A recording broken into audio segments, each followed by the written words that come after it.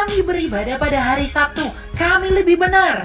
Kami nggak makan itu, nggak makan ini. Kenapa kamu munafik? Apa gunanya Kristus bagimu? Kenapa hanya ngambil satu? Jangan munafik. Kalau kamu mengabaikan satu dari semua hukum, kamu bersalah kepada seluruhnya, betul? Tapi tidak lantas mereka bisa menyalah-nyalahkan kita yang sejak abad mula-mula itu beribadah pada hari Minggu. Karena kita punya dasarnya. Shalom Saudara Elia Myron. Ya, saya tanggapi kau punya video yang tadi live streaming yang kusah itu. Kau bicara umat atau gereja Advent munafik, merasa diri benar, mereka tidak makan ini makan itu, dan mereka bicara ini dan itu, dan kau katakan kau punya sejarah jelas, pendirian dasar yang jelas, dan ini saya mau sampaikan bahwa jangan asal framing sesama umat Kristen yang dari gereja Protestan. Saudara harus tahu sejarah bahwa gereja Advent juga bagian dalam gereja Protestan. Begitu. Baik, saya lanjut. Gereja Advent bukan gereja yang munafik. Gereja Advent berdiri sesuai dengan dia punya 28 doktrin. Doktrin yang pertama bahwa dia mengakui bahwa Yesus adalah Tuhan dan Juru Selamat. Begitu. Saya tidak mau bicara yang sisa lagi 26 ke bawah. Begitu. Baik, yang berikut. Gereja Advent tidak pernah merasa diri lebih benar dari semua gereja-gereja yang ada di dalam dunia atau di negara Indonesia atau di tanah Papua ini. Tapi gereja Advent berusaha bagaimana untuk memberitakan kebenaran ini untuk sesama umat manusia yang ada di tanah Papua, bahkan di dalam dunia ini, dan juga di seluruh Indonesia. Begitu. Yang berikut.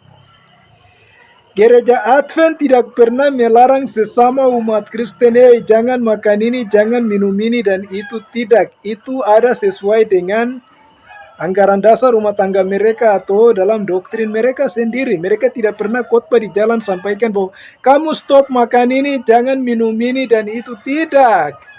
Itu bagian dalam doktrin mereka untuk menjaga kesehatan mereka. Begitu. Jadi jangan asal framing yang negatif kepada mereka. Yang berikut, gereja Advent kenapa beribadah hari Sabat? Jangan saudara salah framing mereka bagian dari umat Yahudi. Tidak. Mereka berdiri sesuai dengan 10 hukum Tuhan yang kekal itu. Ingat, Yesus mati di kayu salib, tidak pernah Yesus salibkan itu 10 hukum Tuhan. Tidak. Jadi Yesus salibkan adalah dosa-dosa kita dan adat istiadat dan tradisi orang Yahudi yang selalu mereka terapkan di dalam hari Sabat itu. Begitu. Yesus sendiri berfirman bahwa dia adalah Tuhan di atas hari Sabat.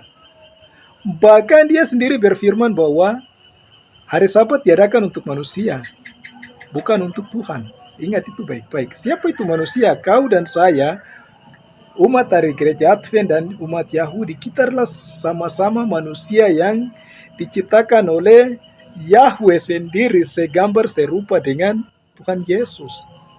Begitu. Jadi hari Sabat bukan diadakan untuk umat Yahudi atau gereja Advent, tidak diadakan untuk semua manusia. Itu yang baca baik-baik. Sekali lagi jangan salah keliru bahwa hukum Taurat dengan 10 hukum ada perbedaan sedikit. Ingat itu baik-baik. Ada perbedaan.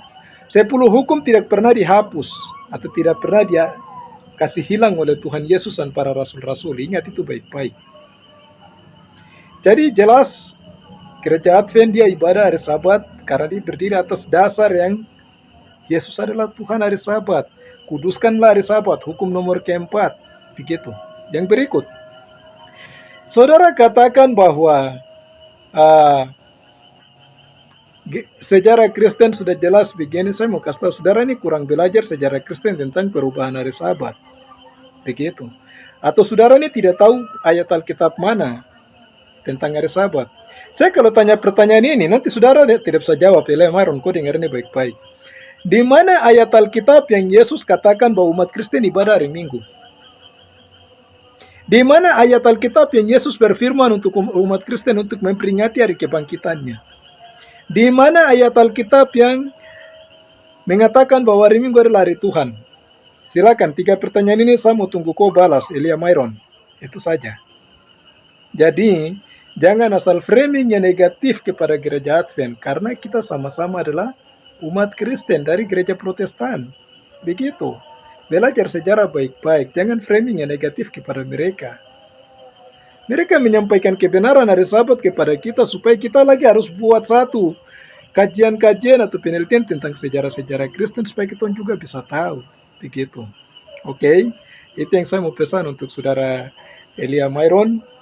Sekali lagi, jangan asal framing yang negatif, tapi ingat, buat kajian dan penelitian tentang sejarah Kristen, baca Alkitab tentang hari Sabat itu, kebenaran hari Sabat baik-baik. Shalom, Tuhan berkati.